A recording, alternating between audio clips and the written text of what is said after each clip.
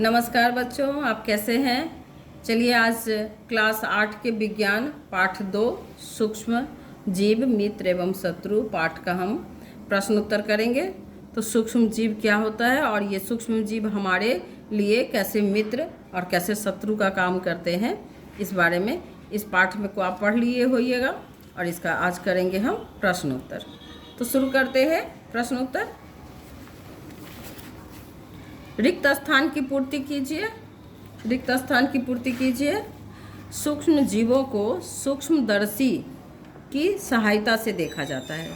सूक्ष्म जीवों को किसकी सहायता से देखा जाता है? सूक्ष्मदर्शी की सहायता से देखा जाता है। ख नीले हरे शैवाल वायु से नाइट्रोजन का स्थिरीकरण करते हैं, जिससे मिट्टी की उर्वरता में वृद्धि होती है। तो यहाँ खाली स्थान में लिखेंगे नाइट्रोजन। अगला है अल्कोहल का उत्पादन।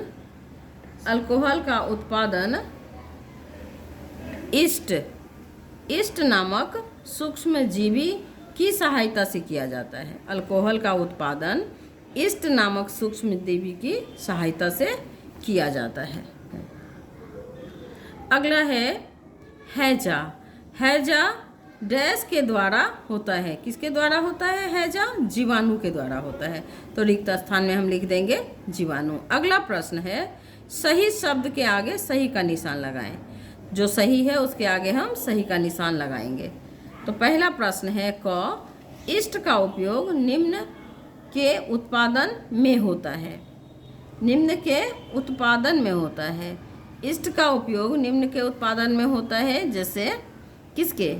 पहला है चीनी, दूसरा अल्कोहल, तीसरा हाइड्रोक्लोरिक अम्ल, चौथा है ऑक्सीजन। प्रश्न है सही का निशान लगावे। ईस्ट का उपयोग निम्न के उत्पादन में होता है। चीनी, अल्कोहल, हाइड्रोक्लोरिक अम्ल, ऑक्सीजन। तो लिखेंगे अल्कोहल। अगला है ख निम्न में से कौन सा प्रतिजैविक है?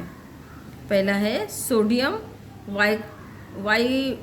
कार्बोनेट, दूसरा है स्ट्रेप्टोमाइसिन, तीसरा है अल्कोहल, चौथा है ईस्ट। तो इसका आंसर दूसरा हो जाएगा स्ट्रेप्टोमाइसिन। अगला है मलेरिया परजीवी का वाहक है। मलेरिया कौन से परजीवी का वाहक है? मादा एनोफिल मच्छर, कॉकरोच, घरेलू मक्खी या तितली। तो पहला उत्तर हो जाएगा इसका मादा एनोफिल मच्छर। अगला है संचरणीय रोगों का सबसे प्रमुख कारक है। संचरणीय रोगों का सबसे प्रमुख कारक कौन सा है? चींटी, घरेलू मक्खी, ड्रैगन मक्खी, अगला है मकड़ी। तो कौन सा ऐसा ये जो सबसे ज़्यादा वाहक है? तो घरेलू मक्खी जो है संचरणीय रोगों का सबसे प्रमुख कारक है।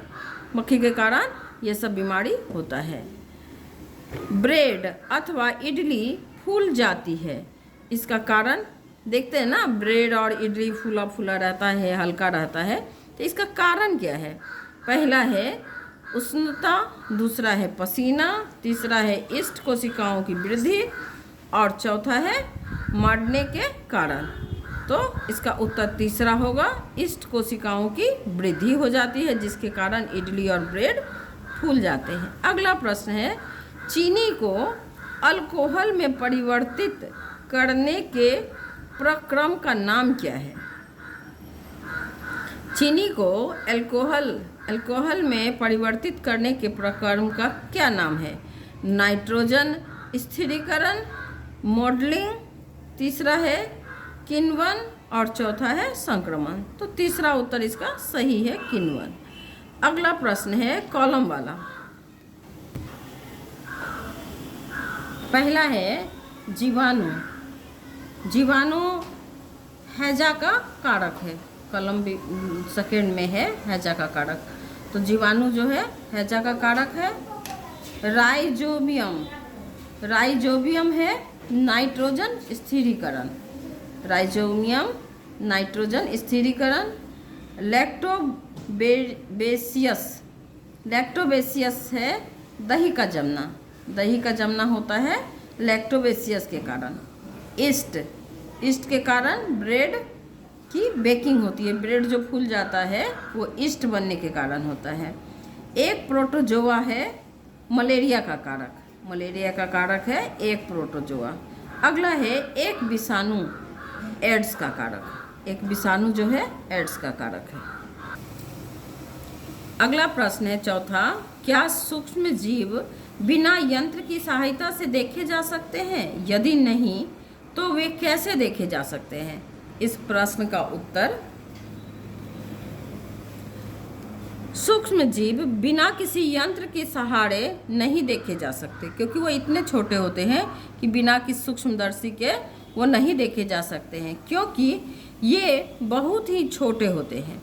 सूक्ष्म जीवों को देखने के लिए एक सूक्ष्मदर्शी नामक यंत्र का इस्तेमाल किया जाता है। यह यंत्र चीज़ों को बड़ा करके दिखाता है, जिससे हम सूक्ष्म जीवों को देख सकते हैं। अगला प्रश्न है, सूक्ष्म जीवों को मुख्य वर्ग कौन कौन से हैं? सूक्ष्म जीवों के मुख्य वर्ग कौन कौन से हैं? सूक्ष्म जीव के मुख्य 5 वर्ग हैं। 5 वर्ग है। पहला है बैक्टीरिया, जीवाणु। दूसरा है फफूंदी, फंगी। तीसरा है शैवाल, एल्गी। चौथा है प्रोटोजोआ, प्रोटोजोआ। और अगला है 5वां विषाणु, ये विषाणु। तो ये 5 सूक्ष्मदर्शी के मुख्य वर्ग हैं। अगला प्रश्न है, वायुमंडलीय नाइट्रोजन का मिट्टी में स्थिरीकरण करने वाले सूक्ष्म जीवों के नाम लिखिए। वायुमंडलीय नाइट्रोजन का मिट्टी में स्थिरीकरण करने वाले सूक्ष्म जीवों के नाम लिखिए।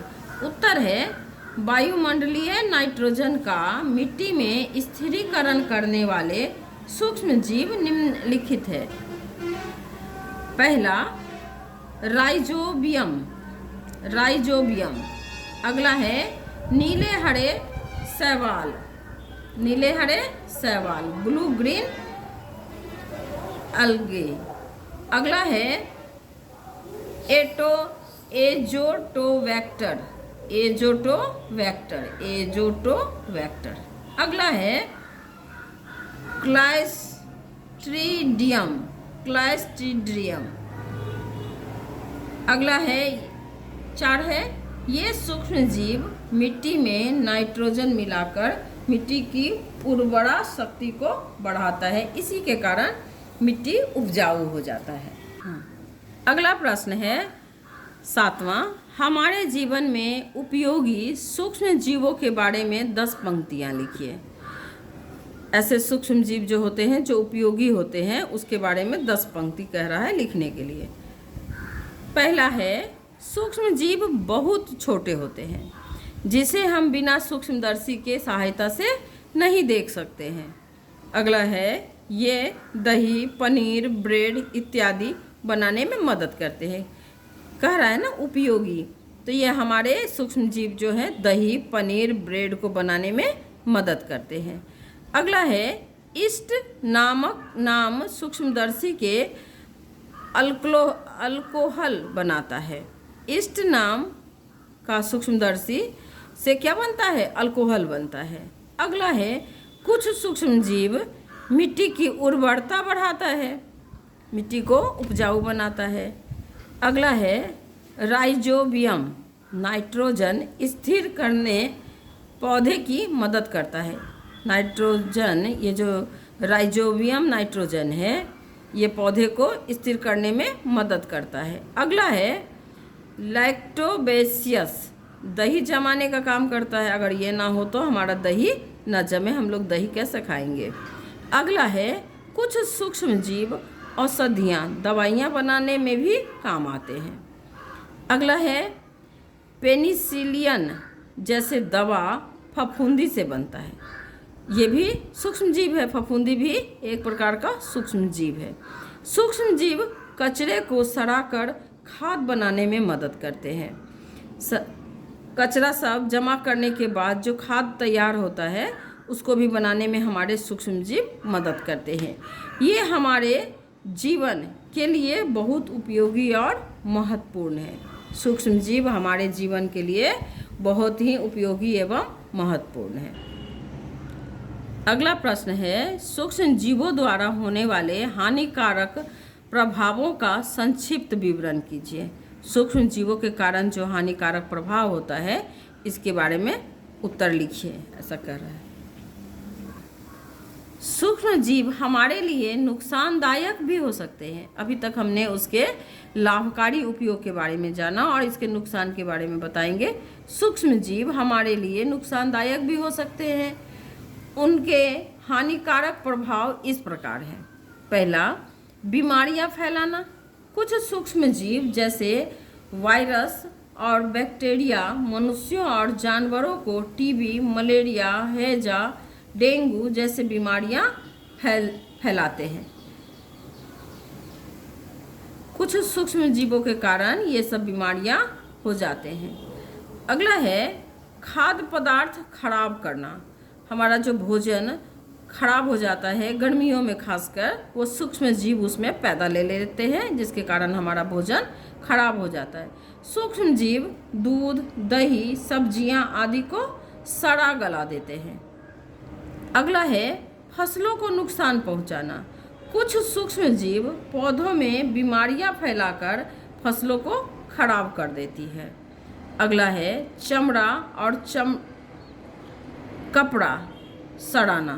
चमड़ा और कपड़ा सड़ाना, ये नमी में रखे कपड़े और चमड़े की चीज़ों को खराब कर देते हैं। कुछ इस प्रकार के जीव सूक्ष्म जीव होते हैं जो ठंडा में अगर हमारा कपड़ा या चमड़े की वस्तु रखी रहती है तो उसको वो क्या करता है, सड़ा देता है, सड़ा गला देता है।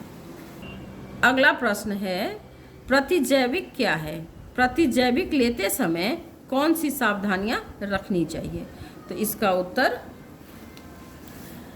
प्रतिजैविक ऐसी दवाइयाँ होती है जो बैक्टीरिया द्वारा होने वाली बीमारियों को ठीक करती है, जैसे पेनिसिलिन, एस्ट्रोस्टोमाइसिन इत्यादि। ये जो दवाइयाँ हैं ये क्या करती है, हमारे शरीर में प्रतिरोधक क्षमता को बढ़ाती है। प्रतिजैविक लेते समय सावधानियां, क्या क्या सावधानियां रखना चाहिए? पहला नंबर, डॉक्टर की सलाह के बिना कभी दवा न लें। दवा की पूरी